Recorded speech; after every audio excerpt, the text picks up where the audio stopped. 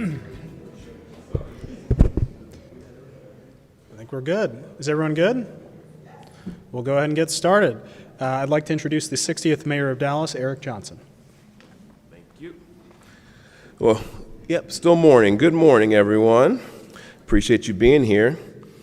It was 3.5 years ago, I stood in this very room, in this exact spot, to announce that I was creating my first ever task force as the mayor of the city. And that was the Mayor's Task Force on Safe Communities that some of you might remember. I'll take you back in time a little bit. At that time, you might recall that violent crime was on the rise in our city. And we knew then that we couldn't accept what was happening in our city. And we knew it was a problem that we could not solve with our police department alone. We also didn't accept the premise that we were already doing everything that we could do to reduce crime in the city. So I put together that task force. They came back 4 months later with 4 evidence-based recommendations for community-based solutions. And all 4 of their recommendations were implemented and funded by this city and by DISD. These strategies, combined with the Dallas Police Department's data-driven violent crime reduction plan, comprise what I have called the kitchen sink approach to violent crime reduction. That approach has helped us become the only city in the top 10 American cities that has achieved 2 straight years of year-over-year reductions in every single major violent crime category. Every single one. Now, we've also taken a kitchen sink approach to economic development. And we're doing that even though Dallas is already doing quite well in that department. So since I've been mayor, we've added $14 billion in new development, and we have billions more in the pipeline. We've become America's comeback city, as the U.S. Travel Association described us coming out of the pandemic. And our region, we just recently learned, added more jobs in the past year than 46 states. So that's all great news. But we don't rest on our laurels here in Dallas. In the competition for economic growth and corporate relocations and new jobs, I don't just want to win. I want to run up the score. And I want to secure our city's future for generations to come. And that's why last year we kept the pedal down. We created a new economic development corporation, and we passed a new comprehensive economic development policy. And that's why we're going to continue to push to be on the cutting edge of solving problems and succeeding as a city in the 21st century. Which brings us to today and why we're here today. The issue that's at hand and that's on the minds of so many of our residences and so many of our businesses in this city is homelessness. Like every major city in the United States, Dallas has been affected by increasing homelessness in recent years. What we know from our experience is that it's a complex problem. It's a problem of despair. It's a problem of economic hardship. It's a problem of substance abuse, of mental illness, of public safety, of criminal justice, and of course of public health. And often, it's a combination of these things. This, simply put, is not an easy problem to solve. But we must be willing to do everything that we can to solve it. Our nonprofit organizations, their staffs, and their volunteers who are doing God's work see the ugly side of society all the time. They see people who need a helping hand, people who need a warm meal, people who need a roof over their heads, and people who need just a little bit of hope to get back on their feet.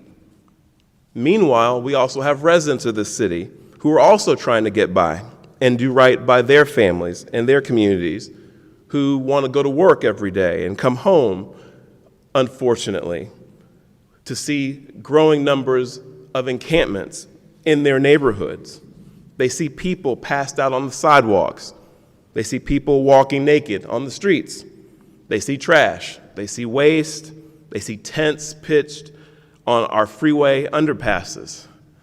And they come to us as leaders of this city and they say that they want and they expect to live in a city that does not tolerate and certainly does not facilitate disorder.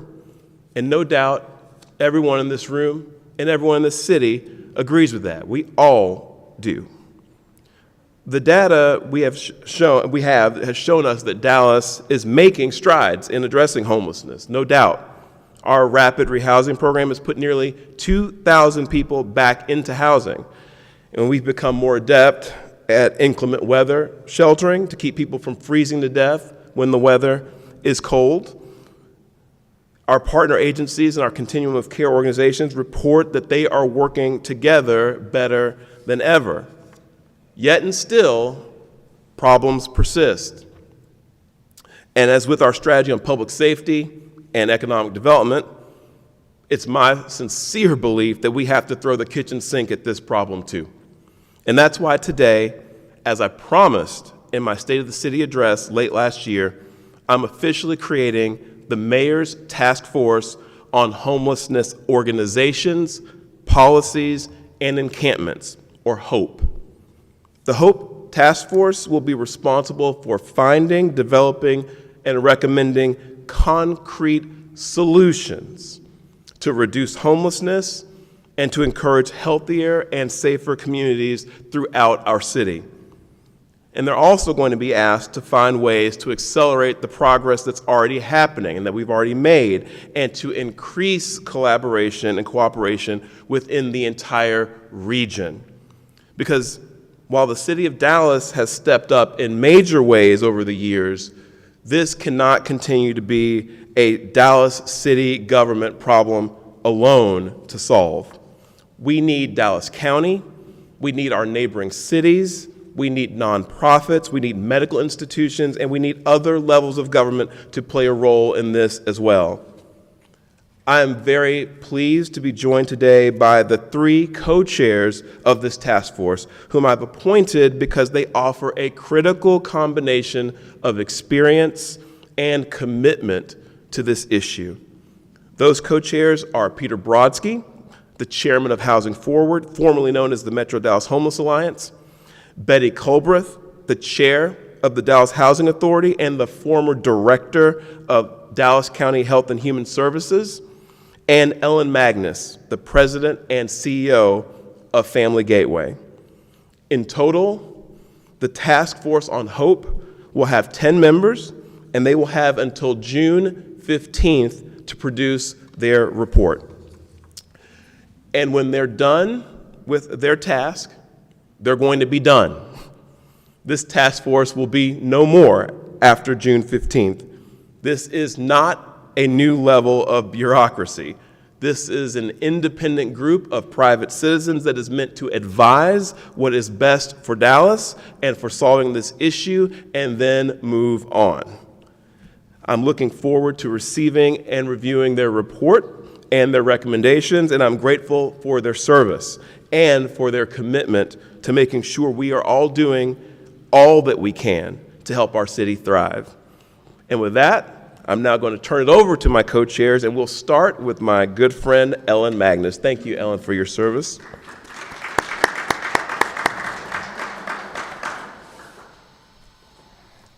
Thank you. Thank you, Mayor Johnson, for your love of our community and for your desire to push us to address very challenging areas that need our continued attention.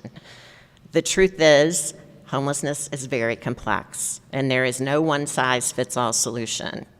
We should be clear that the issues we face have no easy answers, and success will not happen overnight. What I do hope as a community that we can come to understand is that those experiencing homelessness are not to blame. They are not the other. They are not unlike us. Broken systems and policies have significantly contributed to their plight, and we should remember, there but for the grace of God go I. I know with certainty that this is true for me. I was once a young single mother with 2 small children, no college education, and very little support. I know what it is like to live on the edge of desperation, to be embarrassed by the predicament, to be utterly lost, and then to find my way forward. I was lucky. Not everyone is. And I believe it is our responsibility as a community to help those who have lost their way, not to blame them, not to blame the agencies that are trying to help them, and to accept responsibility that there are many factors, many complexities that have brought us where we are. And it is together that we will continue to find solutions and continue the transformative work that is already happening in this space. I've been honored to run Family Gateway for the last 7 years. We used to serve about 400 families a year and then completely changed our model because we knew we were not operating the way that we could to serve even more. So we now serve 4 times that number of families every year with only about twice the budget, which tells you we found less expensive ways besides shelter to help some families. We still have work to do, and we will continue. One of my favorite documentaries is called I Am. It calls us to realize how interconnected we are and challenges us to answer the question, what is wrong with this world? And the answer is, I am. It also calls us to look at what is good in the world and who is responsible for making changes. The answer is the same, I am. I'm honored to be asked to be on this task force, and now I'll hand it over to Ms. Betty Culbreth.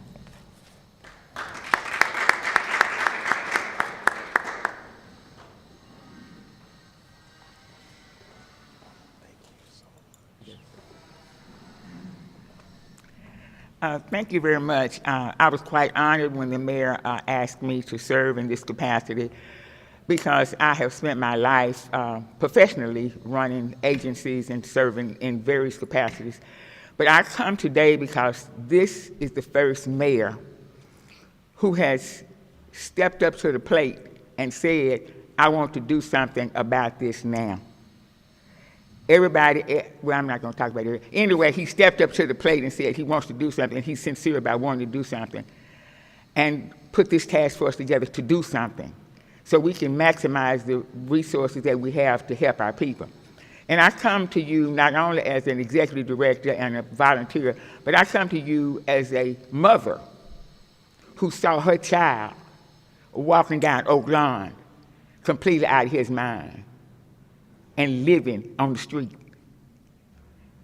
I went everywhere to get help. There's no help for you to make your kid do what you want your kid to do when they're grown. There is no help. So each and every time I see one of those people living on the street, I know somebody somewhere is trying to help them, but they have a right to refuse it. That's why this is important. So we will have to come out with some kind of resources to use the law that's on the book or whatever else we need to try to help us help them, because it's a two-way street. If they don't want help, we got to figure out a way to do it. But it is not humane to sleep on the street. That's suffering. So this is very important, and I'm so happy that you're taking this charge on. It didn't help anybody for us to help them to suffer on the street. And everybody's not apartment ready. So hopefully we'll come out of the box with some alternative housing type of solutions that we've been resistant to, but they work for people who need to be housed, yet not housed in our traditional way. So thank you, Mayor. Peter Brodsky, come on up. Thank you, sir. I appreciate you. Thank you. Thank you, Mayor Johnson. And I just want to spend a couple of minutes talking about why I'm excited to be on this task force. The first reason is those two ladies. I've gotten to know Ellen over the past several years with our work together in the continuum of care, and she is an incredible executive who really understands and has deep empathy, as she exhibited, for people experiencing homelessness. And I don't need to say anything about Miss Betty Culbraith that everybody doesn't already know, but I am thrilled to be able to work with you, Betty, on this project. The other reason is because of how the task force was described to me, what the mayor's goals are. And I heard a couple of key words that made me realize that this was a real effort that could really yield results. Number one, nothing is off the table. No agenda, nothing but facts, data, looking for proven solutions. That kind of open mind is critical for a task force like this. That's the main thing, is that it's an intellectually honest effort to find a solution for a very, very complex problem. Because everyone who's experiencing homelessness has a different story.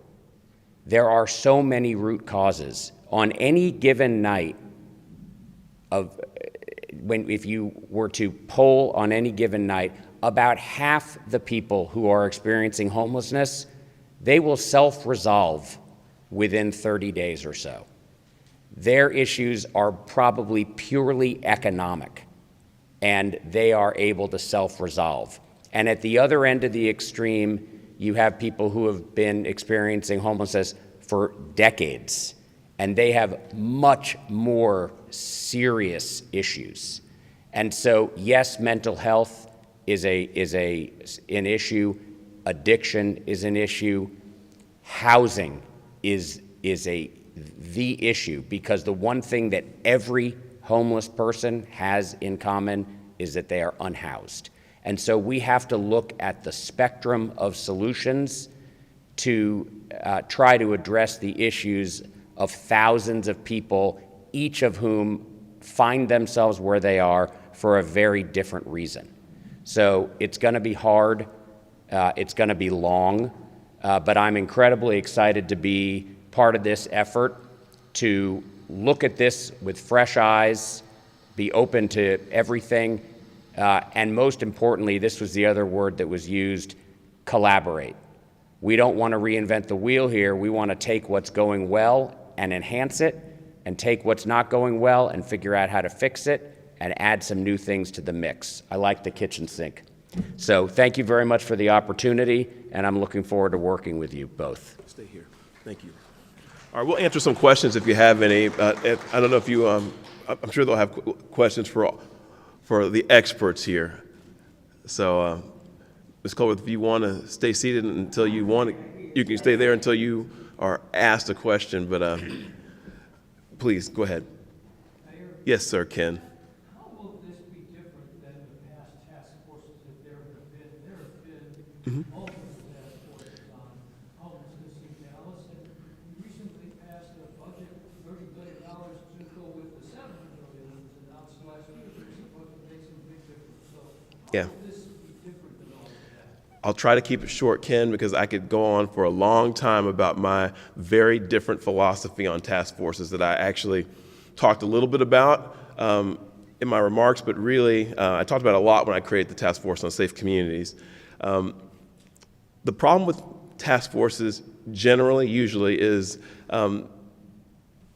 they don't get clear directives from the beginning about what the deliverables should be. They don't demand concrete, actionable solutions. They are comprised of folks, in many cases, who are selected because of political reasons or trying to achieve some other political goals, as opposed to based on their expertise and their willingness to be, as Peter described it, intellectually honest. And they have no set term of duration. They can exist forever, and they end up sort of just hanging out there in the ether forever. And then essentially, the task forces become these sort of blue ribbon commission type things. They become sort of we solved the problem when we appointed the task force. My approach is pretty much on all those points the opposite. We don't pick people for political reasons. When we put together a task force, we pick them because we think they will do the work. We think they know what they're doing. We think they're capable of being intellectually honest and asking tough questions. We think they work well with others, and they're collaborative. We give the task force a time certain, and we tend to go on the short side rather than the long side because we think that at some point you're just iterating over and over again over the same ideas. If you focus the task force by limiting the time frame, you typically get the same answers you would have gotten if you had doubled the time frame, but you get them sooner, and you can work on them and act on them sooner. And they have clear direction. So we're going to distribute, if we haven't already, a set of starter questions for them to just chew on that we would like to see addressed in whatever report they produce. But this report that comes out on June 15th must, for us to actually have succeeded, we'll have to have some things that we can actually act upon at the city council, here at City Hall, or at the county level, if that's what the recommendations are, or the state and federal level. But there will be actionable recommendations out of this report.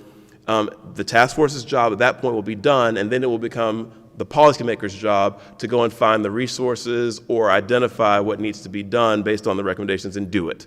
So that's the difference. This isn't a dog and pony show. This is about getting work done. So, Everton, go ahead, my friend. My question is for the three chairs. I know, obviously, you guys haven't gotten to work yet as a collective, but based on your current positions, what are some examples of strategies that you've seen other cities use that you'd like to explore to see if they work in Dallas? Well, again, the mandate here is to come in without a preconceived idea and really take a fresh look. That said, there is knowledge and experience here. I would say that Houston has been very successful with their rapid rehousing, and that's something we're already emulating. There have been successful tiny home villages in other cities. I'd say for the most severely disabled population that is just never going to live independently. We are going to need to talk about criminal justice reform that's happened in some cities. So again, there are so many different situations. There isn't going to be one thing that is working, but those are three examples of things that would work, we think, with different segments of the population. The first thing we need to do is make sure we understand what the Dallas population is. I think Peter handled that beautifully, but I'll add one thing, and that is there are some practices that we've started doing in Dallas that have not grown to scale, and one example is diversion. So in my experience at Family Gateway, it would look like a family coming to seek shelter, and instead of assuming that they needed shelter and just open the doors, first come, first serve, we now do an assessment and try to find alternatives to shelter, which is always less expensive. So there's one example. And I'll just add, as the mayor stated, every person who's unhoused, there's a story behind that person. And I think that going in depth and trying to find what that story is and using some type of alternative housing. Everybody's not apartment ready, but they might be room and board ready. And communities have been resistant to room and boards and houses, multiple occupancy housing. So that's one of the things we're going to have to work on. But there are laws on the book that say you can't have 6 unrelated. Anyway, alternative type of housing for those persons who are hard to house. And that's the biggest problem, in my estimation, is there's a group that's hard to house. But you got to get the story in order to house the individual. I understand some of the city's partners recently did a population count. Can you give me an update on what the city's population for residents is? Devon, thanks for the question. I think you're asking about the point in time count. I don't know what the results yet. So we don't have the numbers yet, The right? results will come out in April. Yeah, so we don't have them yet. And as a follow-up, I understand as the commission is working homeless encampment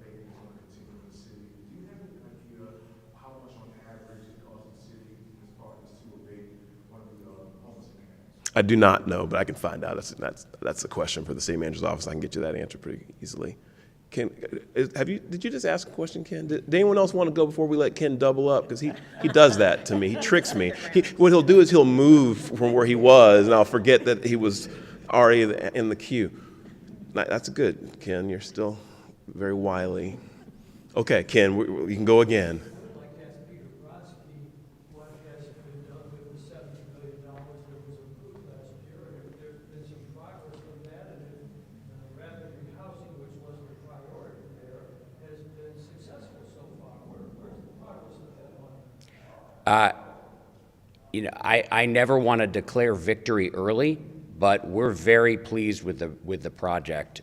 So far, through that intervention, we've housed over 1,500 people on a goal of 2,700 people by October of 2024. So we're very pleased with that. We have resolved encampments in which over 100 people have been brought from the encampment to a home. And so this is not an encampment clearing, which sometimes has to happen but doesn't offer any solutions for the people living there. This is offering a solution to the people who have been living in the encampments. One of those encampments had 70 people. So it was a major, major undertaking. And I'd say the most important thing that program has done for us, in my opinion, is that it has forced the continuum of care to quickly adopt these strategies and quickly change how everyone works together in a more collaborative way, so that even after the program ends, those practices will continue. We're housing, I believe, Jolie, we housed 35% more people in 2022 than 2021 because, and it's not because the housing market was easier, it's because we're getting more efficient at it. And I think the announcement by HUD a couple weeks ago that the city of Dallas was awarded $22.5 million to continue that sort of program for unsheltered homelessness, I think is a testimony to how successful the project is going. So is it safe to say that as you come to this task force, you're in a better place than you were in some of these past task forces that there have been over the past 10, 5 years?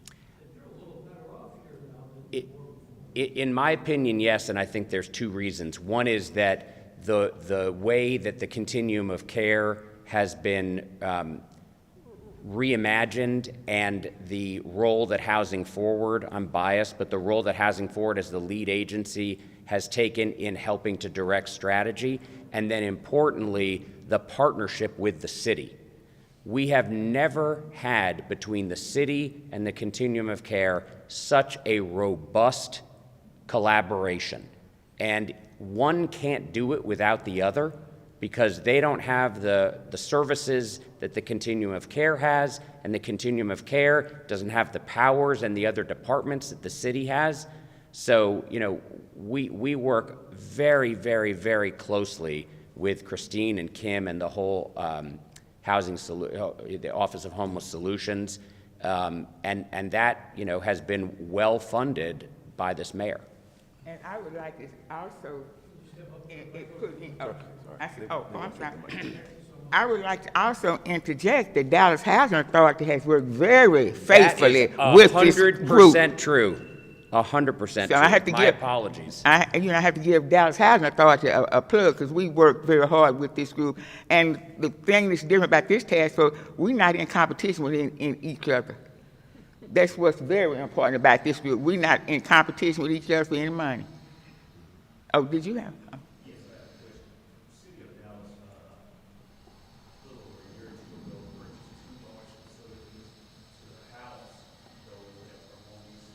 One in 75237 Fifth Street, I believe, or hotel, and a hospital that was in 75 Wilton Crossing, the East Park. Can you bring me up to speed what was going forward with those 2 facilities? Do you have the update on that?